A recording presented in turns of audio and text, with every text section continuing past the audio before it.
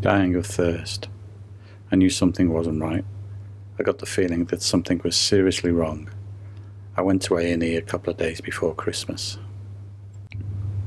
When I got there, they took one look at me and I was immediately taken to get a blood test, and that was the last I remember.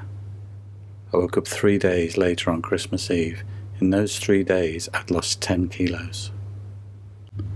My vital signs were at catastrophic levels and wouldn't come down with the usual treatment. Luckily, I was in a teaching hospital, and the specialist looking after me tried a different approach, as there was nothing to lose. He used steroids, which is experimental, and I still don't know what it does. After 2 weeks, there started to be movement in the right direction. I was later told that I probably wouldn't have made New Year's Eve if I hadn't gone into A&E when I did. In all my days of drinking, I knew there was a chance I could get sick, and I always had regular checkups to see if there were any signs of a significant rise in my liver enzymes. Don't ask me what they do, I don't know. I just know it's not good if they're too high. If I was told they were high, I'd quit drinking for 6 weeks.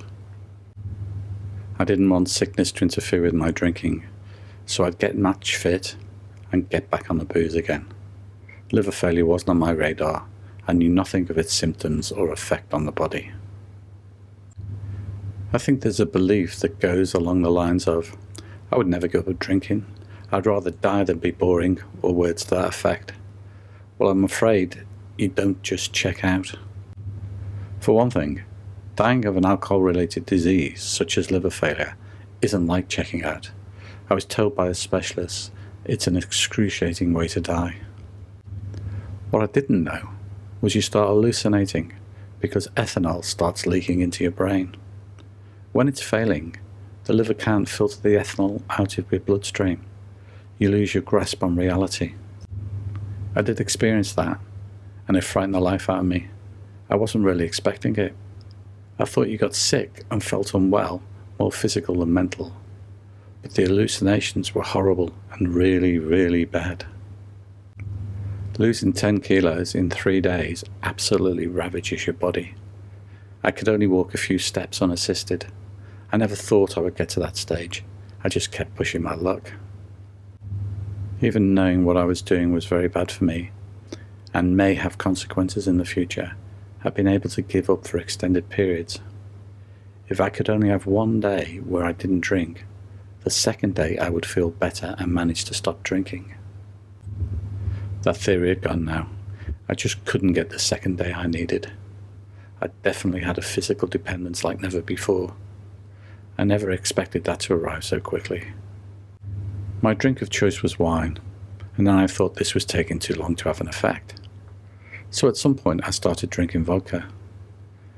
I enjoyed a cocktail in the past, but this was way beyond that.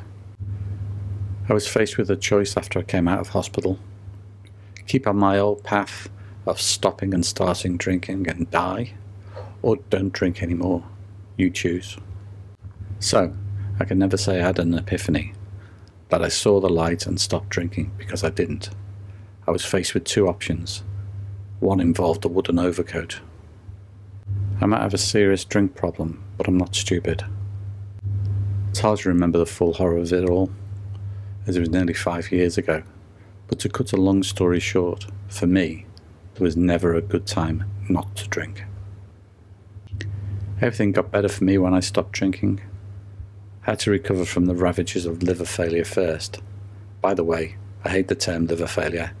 My liver isn't a failure. If anything, it's a hero. Being chained to an idiot like me, it deserves a medal. Your liver is a very resilient organ. It's not that resilient though, so don't push your luck too far. Once I started to recover and wasn't drinking, what the hell was I going to do to fill this huge gap in my life? Till next time, bye for now.